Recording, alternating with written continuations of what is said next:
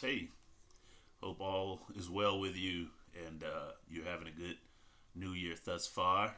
Uh, Hopefully, you're doing your best to ignore the political ruckus going on in DC right now, even though you may be concerned.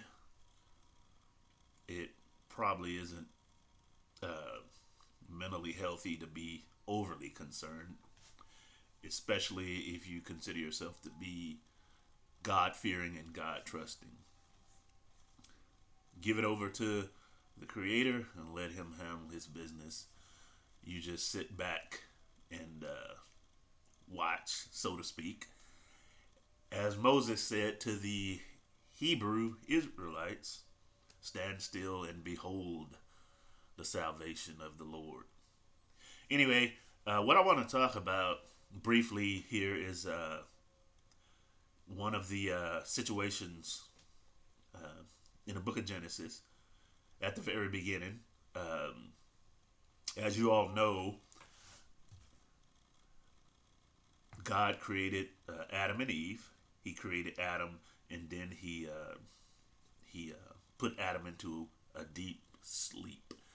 And he took one of his ribs and he created the woman. And then after a period of time, the serpent comes along, and we all know what happened with that instance. But there's an instance before this where God told Adam, uh, "You may eat from any tree of the garden, any tree whatsoever."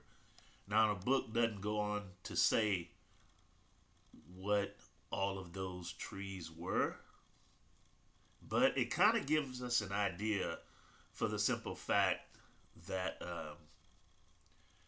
it talks about two trees in particular. One being the tree of the fruit of the knowledge of good and evil, which is what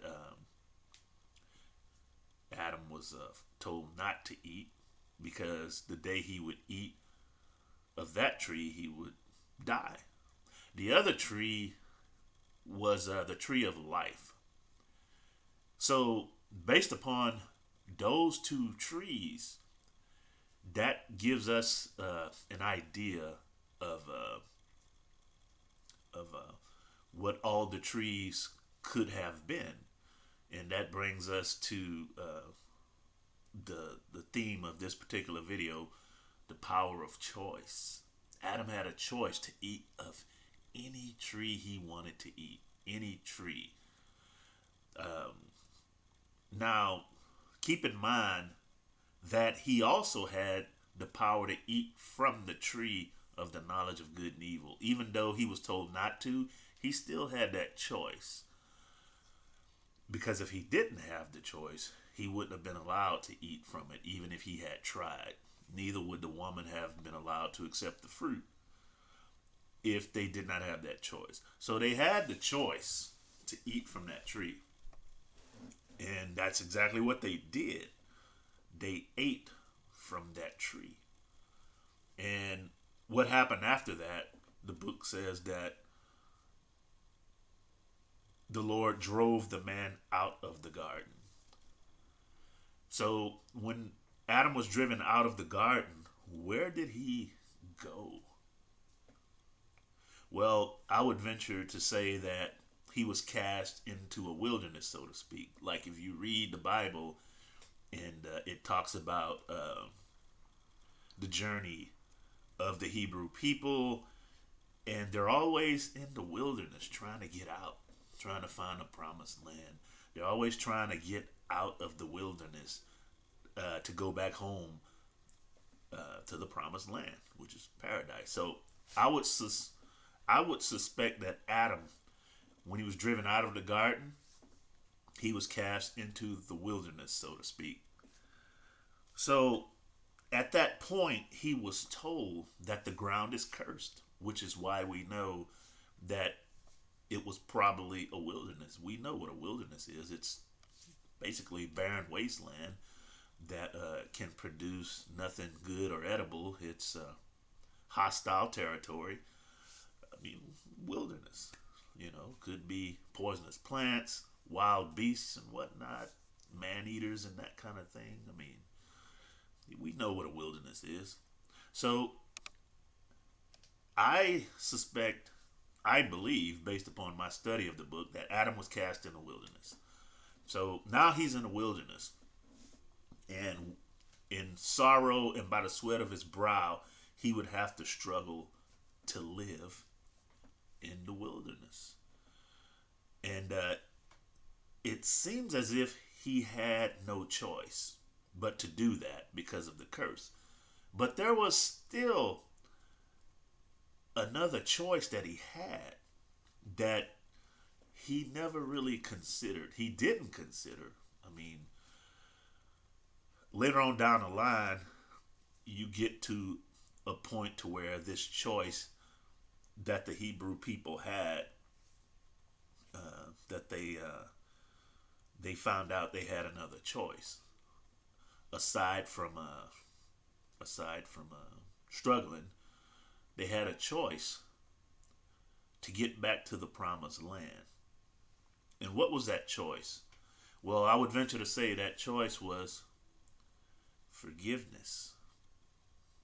And the reason why I say that is because I can recall someone, I won't say any names, but someone asking or making a statement to the effect of, well, if God was so merciful, is so merciful, why didn't he just forgive Adam and let him start over? And the reason why that is because, from what I understand, is because Adam was already forgiven. But since he had the power of choice, and since other powers of consciousness was bestowed upon him, he had to understand that he had to forgive himself first. And when you forgive yourself first, you begin to undergo a process of spiritual cleansing. And it's with that spiritual cleansing that he could have turned right back around and went back to the Garden of Eden or to the Promised Land, where Moses tried to lead the Hebrew people to the Promised Land. But Adam was a different sort of being, if you will.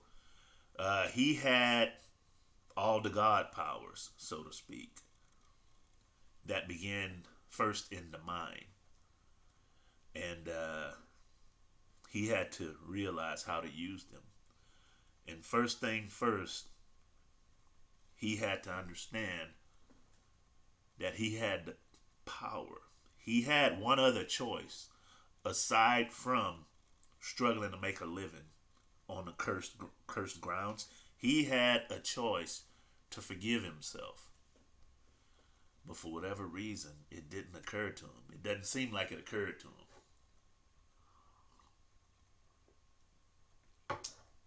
So, when people talk about having a power of choice, you got to keep in mind, first things first, you have to make that one choice first. And you have to understand what it really means to forgive yourself. We talk about self-forgiveness all the time. Forgive yourself, this, that. And sometimes we get feelings of inspiration. We get feelings of elation, that kind of thing. The thought of self-forgiveness, it can be somewhat inspirational.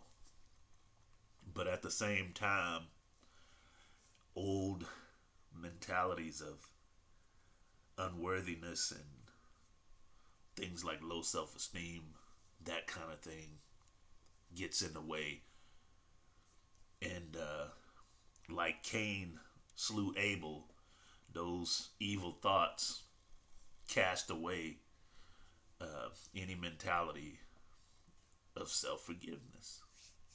We got to understand that we need to figure out how to once and for all ignite the flames of self forgiveness so that we can get back to the promised land. Because if you really think about it, in this day and age, everything that the human race has accomplished as a whole, with our minds and intellects and whatnot, there's no way we should be at war with each other. There is no way by this time in our existence we shouldn't be hating each other. I mean, we should be way past those animal mentalities. Earth should technically be paradise right now. Technically, it should be. But it's not. Like Adam, it's not occurring to us. What does it really mean to forgive myself? It's not coming through. We're casting it aside with those old, outdated, hateful mentalities. We got to do better. We can do better. We still have a choice. We have a choice to either struggle or forgive. It's one or the other. If you choose to forgive permanently, it's not a fickle process where you forgive a person and then who may have wronged you, and then you think everything's well and good. Then somebody else comes along and wrongs you. Now you're angry at that person and have to go through the same processes and over and over the same processes. It's not that. That's not what it's about. It's about an internal process. It's about you renewing your mind. It's about you reconstructing your psyche, reconfiguring your mentality so that you can go back to home, to paradise. Anyway, begin to try and understand as best as you can what self-forgiveness is. If you're going through those old process of struggling with those old outdated mentalities, did not the Messiah say, "It is the Father's good pleasure to give the kingdom to those who ask"? Ask for the way to self-forgiveness. And after such a time, sooner than you think, your power of choice will be restored to you. And as Adam was told, you will be able to eat from any tree of the garden. And sky's the limit when it comes to the choices when you get to that point. Anyway, I hope you are well again. Thank you for listening, and